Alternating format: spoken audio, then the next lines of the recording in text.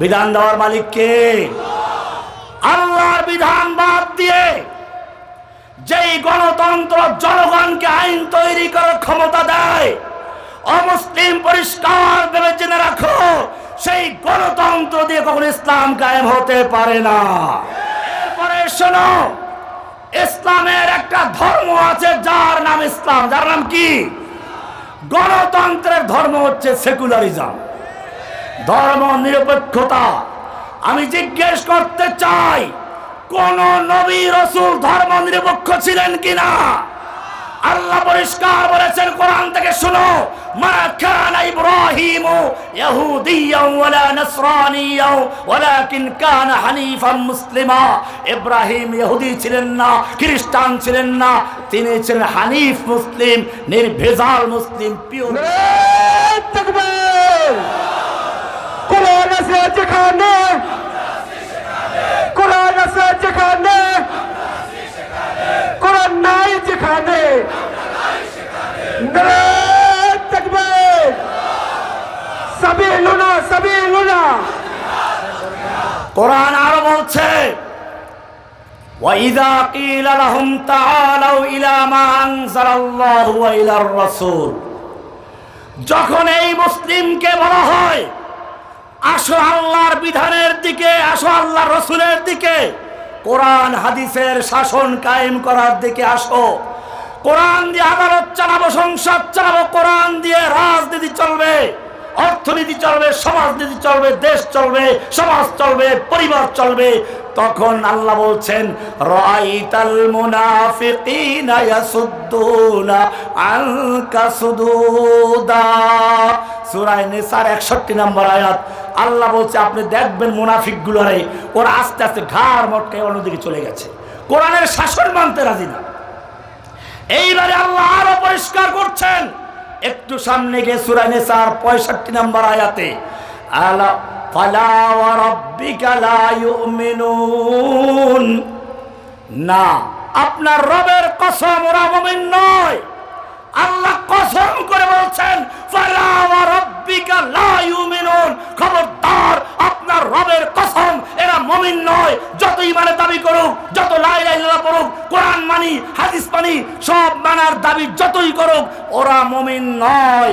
হাত্তা ইউহাক্কিমুকা ফীমা শাজারা বাইনাহুম, যতক্ষণ পর্যন্ত তাদের পারস্পরিক মামলা মোকদ্দমার ক্ষেত্রে, বিচার ফয়সালার ক্ষেত্রে আপনার কাছে বিচার না নিয়ে আসবে, কোরআন হাদিসের কাছে বিচার না নিয়ে আসবে, কোরআনে আদালত কায়েম না করবে, শুধু কায়েম করাই না, সুম্মা লা ইয়াজিদু ফি আনফুসিহিম হারাজাম মিম্মা কাদাইতা, কোরআন হাদিসে যেই বিচার করবে, আপনি যেই শাসন করবেন, এই ব্যাপারে তাদের অন্তরে কোন রকম দ্বিধা দ্বন্দ্ব সংশয় থাকতে পারবে না। ওয়ায়ুসাল্লিমু তাসলিমা, সম্পূর্ণভাবে নির্দ্বিধায়, নিঃসংকোচে, নিঃসন্দেহে যতক্ষণ পর্যন্ত কোরআনের আইনকে মেনে নিতে না পারবে, অতক্ষণ পর্যন্ত ফালা ওয়া রাব্বিকা লা ইউমিনুন, আপনার রবের কসমের মুমিন নয়। কে বলেছেন? বিধান দেওয়ার মালিক কে? আল্লাহর বিধান বাদ দিয়ে যেই গণতন্ত্র জনগণকে আইন তৈরি করার ক্ষমতা দেয়, অমুসলিম পরিষ্কার ভেবে জেনে রাখো, সেই গণতন্ত্র দিয়ে কখনো ইসলাম কায়েম হতে পারে না। এবারে আসো, ইসলামের যেমন স্বতন্ত্র অর্থনীতি আছে, যাকাত ভিত্তিক অর্থনীতি, যার মানে হচ্ছে আফি আমওয়ালিহিম হাক্কুল লিসাইল ওয়াল মাহরুম, ধনীদের মালের মধ্যে গরিবদের অধিকার আছে। বিপরীতে গণতন্ত্রের অর্থনীতি হচ্ছে সুদ, যার মানে হচ্ছে গরিবের মালের মধ্যে ধনীদের হক আছে। কারণ সুদে টাকা লাগায় কারা? ধনীরা। সুদ দেয় কারা? কাজে সম্পূর্ণ বিপরীত। এরপরে শোনো, ইসলামের একটা ধর্ম আছে যার নাম ইসলাম। যার নাম কি? গণতন্ত্রের ধর্ম হচ্ছে সেকুলারিজম, ধর্ম নিরপেক্ষতা। আমি জিজ্ঞেস করতে চাই, কোন নবী রাসূল ধর্ম নিরপেক্ষ ছিলেন কিনা?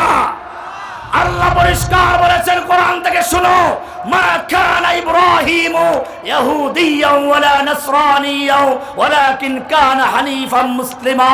ইব্রাহিম ইহুদি ছিলেন না, খ্রিস্টান ছিলেন না, তিনি ছিলেন হানিফ মুসলিম, নির্ভেজাল মুসলিম, পিওর মুসলিম। এরপরে আল্লাহ বলছেন ওয়াসা বিহা ইব্রাহিম বানিহি ওয়া ইয়াকুব। ইব্রাহিম ইয়াকুব সকলেই তাদের সন্তানদের ওসিয়াত করে গেছেন, ইয়া বানিয়া ইন্নাল্লাহ আস্তাফা লাকুমুদ্দিন।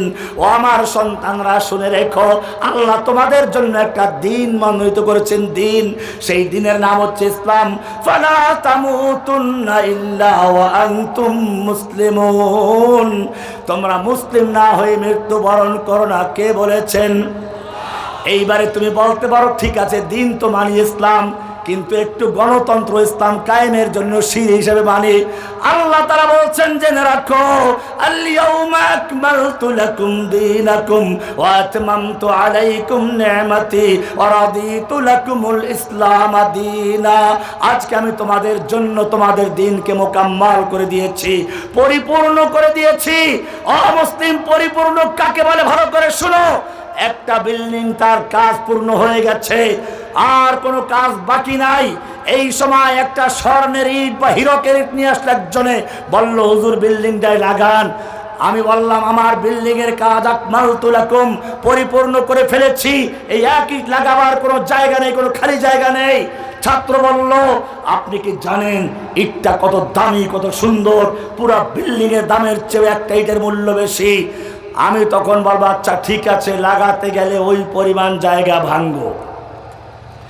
ওই পরিমাণ জায়গা ভাঙলে পরেই কেবলমাত্র তোমার ওই সুন্দর ইট লাগানো যাবে। আল্লাহ তাআলা আল-ইয়াউমা আকমালতু বলে পরিষ্কার করে দিলেন, আমার নবীর মাধ্যমে আমি আমার দিনকে মুকাম্মাল করে দিয়েছি, পরিপূর্ণ করে দিয়েছি। ওয়া আতমামতু আলাইকুম নি'মাতি, আমার নিয়ামত ওহির ধারা আমি সমাপ্ত করে দিয়েছি। ওয়া রাদিতু লাকুমুল ইসলাম দীনা, কিয়ামত পর্যন্তের জন্য দিনকে আমি ইসলামকে তোমাদের দিন হিসেবে মনোনীত করেছি। এইখানে নতুন কিছু সংযোজন বিয়োজনের কোনো সুযোগ। এটাই যদি বিশ্বাস করো মুসলিম, তাহলে আবার গণতন্ত্রের কাছে কেন যাচ্ছ? আল্লাহ তাআলা কোরআনে পরিষ্কার জানিয়ে দিয়েছেন, লাকাদ কানা লাকুম ফি রাসূলিল্লাহি উসওয়াতুন হাসানা। এটা সূরা আহজাবের আয়াত, অন্য কোন সূরা না।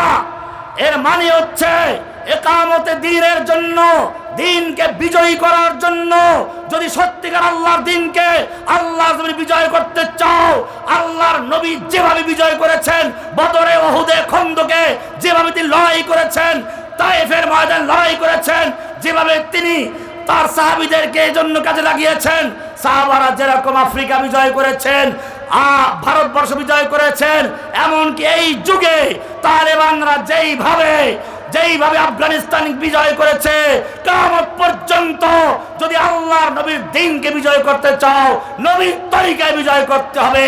নবীর মধ্যেই রয়েছে উত্তম আদর্শ। লাকাদ কানা লাকুম ফি রাসূলিল্লাহি উসওয়াতুন হাসানা। অন্য কোন আদর্শ, আব্রাহাম লিঙ্কনের আদর্শ, কার্ল মার্কসের আদর্শ, মাও সেতুং আদর্শ, লেনিনের আদর্শে ইসলাম কায়েম হতে পারে না। আল্লাহু আকবার।